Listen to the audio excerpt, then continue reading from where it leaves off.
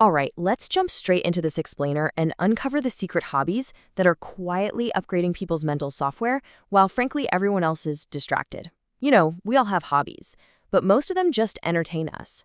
Today we're looking at something totally different.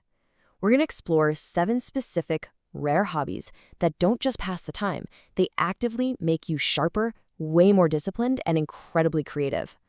And we call them secret, not because they're locked away in a vault somewhere, but because they hide in plain sight. At first glance, they kind of just look like hard work, so the vast majority of people walk right on by. So what actually separates the people with so-called natural talent from everyone else?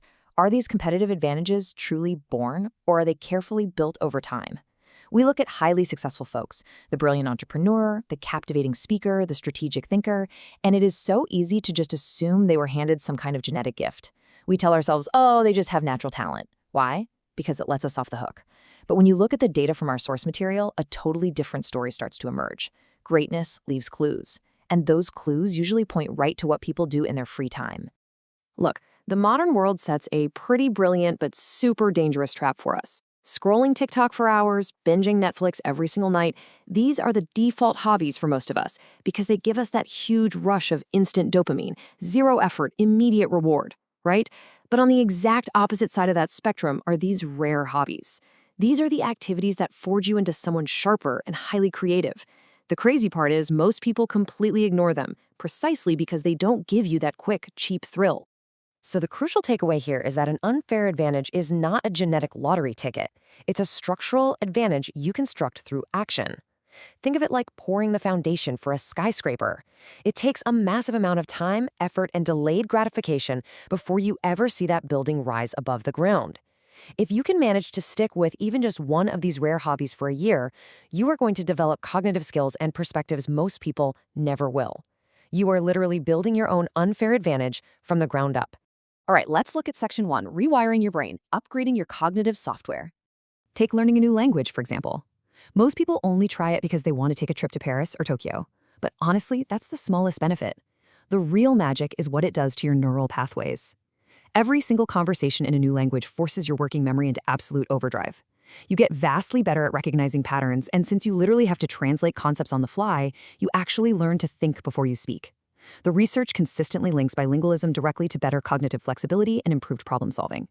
In a world where almost everyone speaks just one language, speaking two instantly makes your mental software so much more robust. Then there's playing an instrument. It's basically a full-body workout for your brain. The science behind this is absolutely fascinating. Think about what's actually happening when you sit down to play the guitar or the piano. Your eyes are reading complex sheet music. Your ears are intensely listening for pitch and rhythm. Your hands are executing these super precise fine motor movements, and your memory is constantly recalling previous lessons. There are very few activities out there that activate the left and right hemispheres of your brain at the exact same time with such sheer intensity. Plus, playing an instrument entirely cures us of expecting instant success. It forces you to confront the fundamental principle of consistency. Literally, nobody becomes a master pianist overnight. The breathtaking progress you eventually see, it comes from incredibly small, almost imperceptible improvements, repeated thousands upon thousands of times. It's a grind, but once your brain internalizes that specific rhythm of discipline, you stop expecting overnight success everywhere else in your life. You learn to love the process, and that leads to massive, unstoppable cognitive growth. Okay, moving on to our next category, Section 2, seeing the unseen, the superpower of observation. Hobby number 3 is journaling. Now, a lot of people write this one off because they think it's just keeping a diary about your feelings. But true journaling is a seriously powerful cognitive tool. It actively slows down your racing thoughts so you can actually analyze them objectively. When you're carrying around dozens of chaotic, unorganized ideas in your head all day, it completely drains your mental energy. But when you externalize them on the page, you free up processing power. A journal essentially becomes a mirror for your mind. And by pulling those complex ideas out of your head, you start noticing some pretty incredible things. You start catching your own bad habits in real time. You uncover those subtle excuses you've been making to avoid hard work. And you expose hidden fears you didn't even realize were holding you back. Ultimately, you develop deep, unshakable self-awareness. And let me tell you, self-awareness is one of the absolute rarest competitive advantages out there. People who understand their own blind spots will almost always outperform people who are just blindly stumbling through life. Photography is our fourth hobby, and it is so misunderstood. It's really not about the equipment at all. Beginners get so obsessed with buying the most expensive cameras, the sharpest lenses, all the gear. But true photography, it's an underrated superpower that trains you to notice what everyone else completely misses. The quality of the light, the perfect timing of a moment, the geometry of a room, and the hidden beauty in just mundane situations. And the more you practice this through a lens, the more observant you become in everyday life. You start noticing subtle shifts in body language during a negotiation or tiny opportunities in a crowded market. The people who notice more invariably make much better decisions. Let's pivot to how these hobbies help you navigate challenges and persuade others. Section 3. Strategy and Influence. Mastering the External World. Hobby number 5 is chess. Now, at first glance, chess might look incredibly slow, maybe even a bit boring to some, but beneath the surface, it is one of the greatest mental training simulators ever created. Every single move you make has a consequence, and it forces you to practice second-order thinking. You're constantly asking yourself, okay, and then what? After enough games, your whole worldview starts to shift. Instead of just reacting emotionally to unexpected events or setbacks, you train your brain to pause, evaluate the board, and make decisions completely logically. That strategic mindset carries directly over into real-life business, investing, and relationships.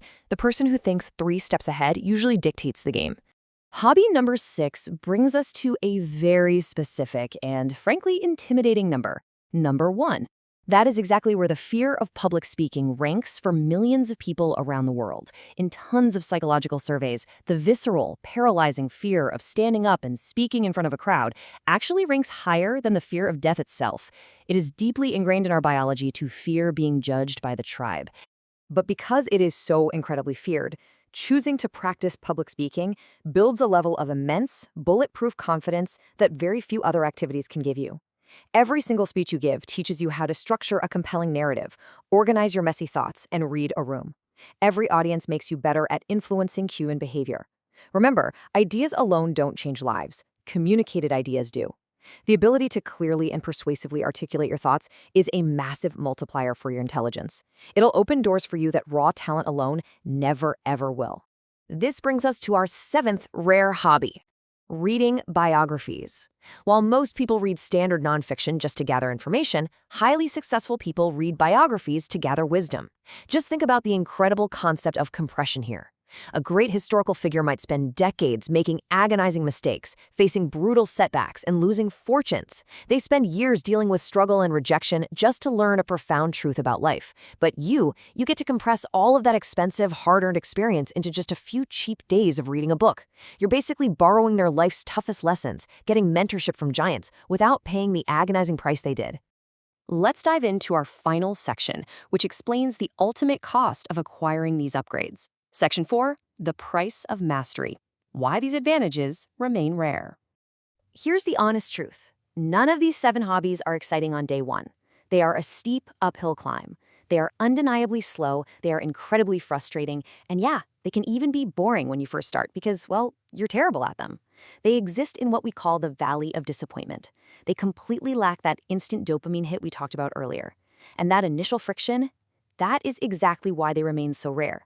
Most people simply quit during the first week before they ever reach the summit to reap the massive reward of that unfair advantage. But if you refuse to quit, the compound effect takes over. If you can push through that initial friction and commit to just one of these hobbies, everything changes. 6 months from now, new neural pathways will form, and you will literally think differently. 1 year from now, those thoughts solidify into habits, and you'll act differently.